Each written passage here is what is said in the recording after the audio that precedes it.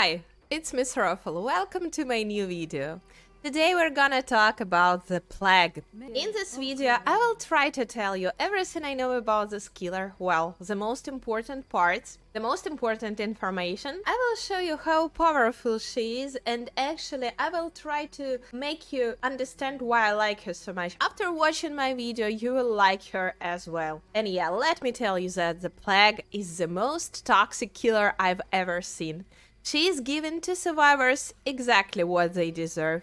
She is literally puking on them, and well, nobody else can do that. This is the only killer in DBD able to do that. That's why she is so awesome. Now let's take a look at her perks and at her power. As all other killers and survivors, the Plague has 3 perks. First one, Corrupt Intervention. 3 generators located furthest from you are blocked by the entity for 120 seconds at the start of the trial. Survivors cannot repair these generators for the duration. Affected generators are highlighted by a white aura. Corrupt Intervention deactivates when any survivor enters the dying state. Second perk, Infectious Fright. Any survivors that are within your terror radius while another survivor is put into the dying state will scream and reveal their location to you for 6 seconds. And here is the third perk, Dark Devotion. You become obsessed with one survivor. When the obsession loses a health state, your terror radius transfers to the obsession for 30 seconds and its radius is set to 32 meters. You're granted the undetectable status effect for the duration. The survivor with the transferred terror radius is also considered to be inside the terror radius for other purposes. The killer can only be obsessed with one survivor at a time. Undetectable hides the killer's aura, terror radius, and red stain. And now, let's take a look at Plague's power. Her power is called Wild Purge. So, as always, there is a lot of information to read, so I recommend you just to play and to learn everything while playing. It will be more fun and not as boring as just reading the text. And you will understand everything what you need to understand just in a couple of games. Plague, in my opinion, she is not that complicated. Plague has a lot of add-ons, a lot of possibilities to reveal her power, but today I will show you the gameplay which is based on these 2 add-ons. So first one, Severe Toe, and second one, Infected Emetic. Severe Toe increases infection rate for survivors who are performing interactions by 50%. Infected Emetic increases the effectiveness of Wild Purge by 40%. With this build, the Plague becomes extremely infectious, extremely contagious. Survivors are really in trouble. After survivors are infected, they have 2 choices. First one, to go and to wash themselves to get rid of the sickness, and the second option, they just keep playing as nothing has happened. That's what a lot of survivors are trying to do, but let me tell you that with this build they have no interest to do so. So if they decide to wash themselves, they will give you a Corrupt Purge, it's your red vomit, or they won't wash themselves, they will do nothing, they will keep repairing generators and do their things, but in this case, they will be afflicted by the broken status very fast. It means you will be able to one-shot them. So it's up to them to decide, and you just do your things. But you will see. You will see how it works. You will understand better when you will see the gameplay. So now let me show you the gameplay of the Plague. Enjoy the show. Alright, let's go.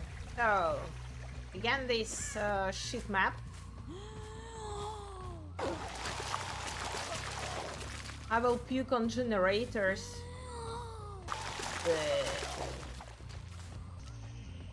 I will puke on everything.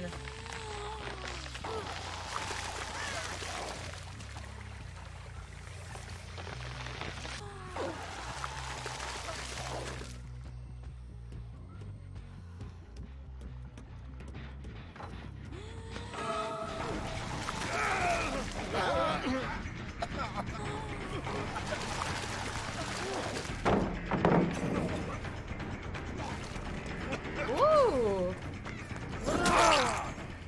Wow, that was fast.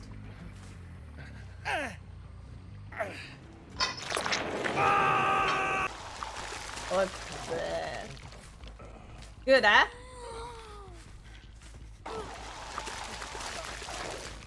Well, it's not the strongest killer, but it's funny to play.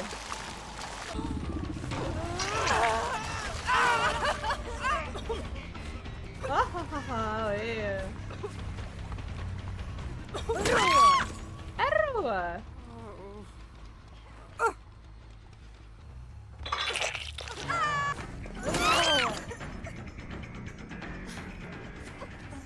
Nice, they get infected super fast. I like this combo of these two add-ons. Broken. They are broken, but they don't have portions.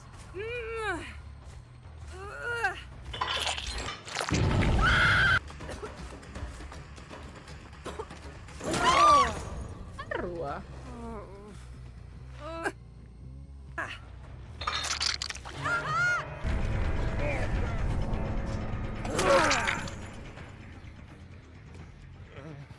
Ah! Mori here. Mori through. Adanika dingia asapome. Look.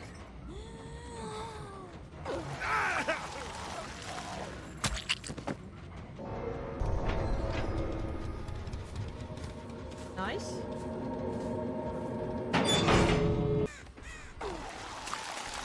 I'll cook here.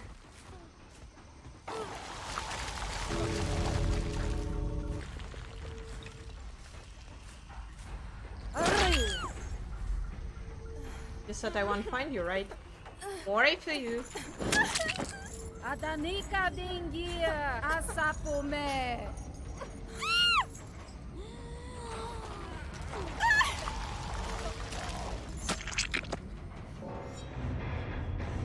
Great.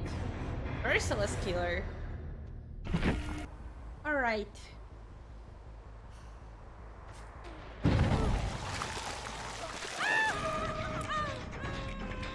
Oh, they already clicking by it's nice. You gotta like this lobby. Hurry!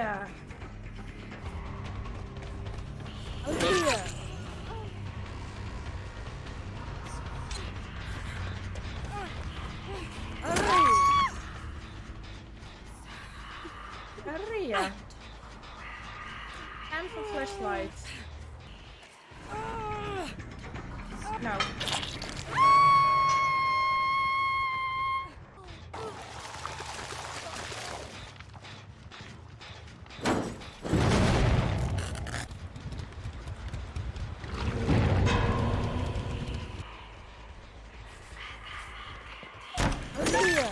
Maria.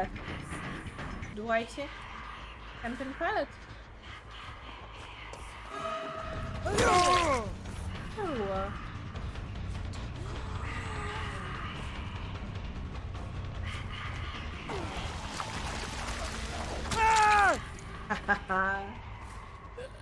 Oh. Got him.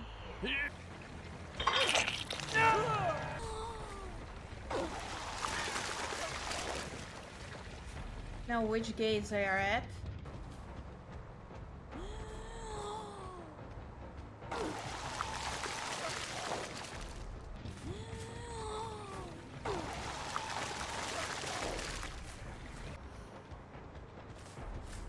Uh-huh.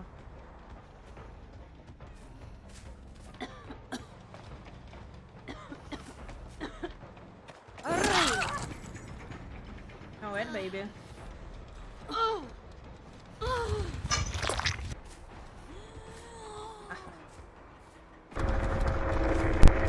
Damn, I've been plague still got it.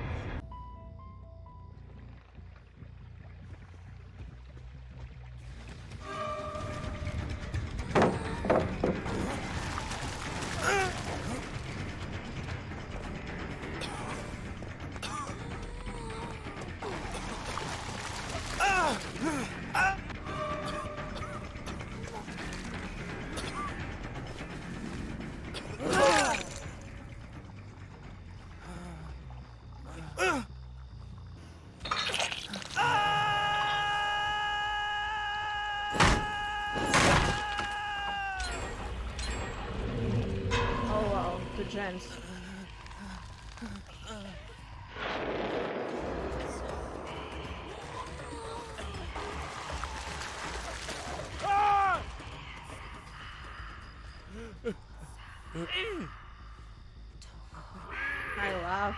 I love it. I love the plague.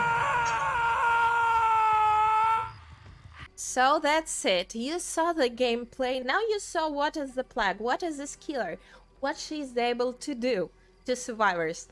And now it's up to you to decide if this killer fits you or not really. But first of all, let me tell you, I don't know if you noticed, but this killer has a great potential of the map control.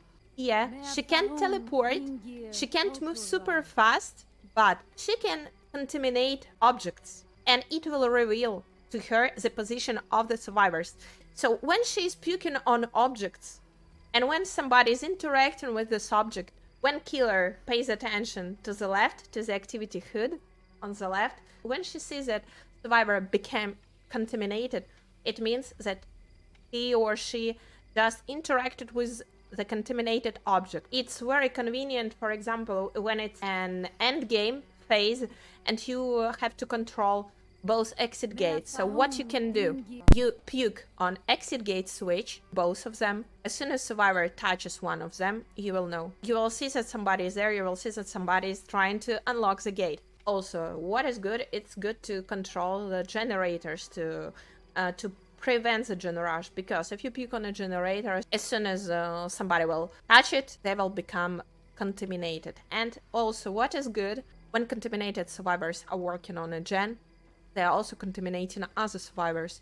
This plague's power is amazing. The most powerful thing about plague, of course, it's her red vomit. It's the corrupt purge. But sometimes it doesn't work. As I said, if survivors decide to don't wash themselves, you want to get your corrupt purge, so you want to be able to use your red vomit. Even if you are playing just with the build I showed you today, you actually won't need this. You actually won't regret, because even without a red vomit, you will be quite strong, because survivors will be contaminated all the time. They will be broken all the time, and all you will have to do is just to catch them and do that one hit and to hook them. That's it. So yeah, plague is cool. Plague is awesome. I honestly like her. Well, I wouldn't tell you that it's the strongest killer. Sometimes when I got matched against experienced survivors, especially survivors who are playing in a squad of 4 players, it's complicated, and also it depends on the map. So on the maps, when survivors have a lot of places to hide from your vomit, it's actually complicated to play, but it's not impossible, because you can still puke on generators, on vault locations, on pallets, on lockers, well, of course, as I said, exit gate switches. You can puke directly on survivors, and this is the best thing. When you see a survivor who is being toxic, who is teabagging to you, who is clicking flashlight, etc., etc., you know how good it feels to hook this survivor and then to puke directly on him. So that's it. Here is everything I wanted to tell you about the plague. I've told you the most important things, the most important moments. Now it's up to you to learn the rest. Let me tell you one more thing. I think that this killer is really suitable for beginners. Of course, she's not so easy peasy to play, but she is quite okay. So if you're a beginner, don't hesitate and get the plague. I think that you won't be disappointed. So that's everything I wanted to tell you today. I appreciate you watching this video. If you're not subscribed to my channel yet, please subscribe and activate notifications to don't miss any of my new videos. See you next time. Bye bye.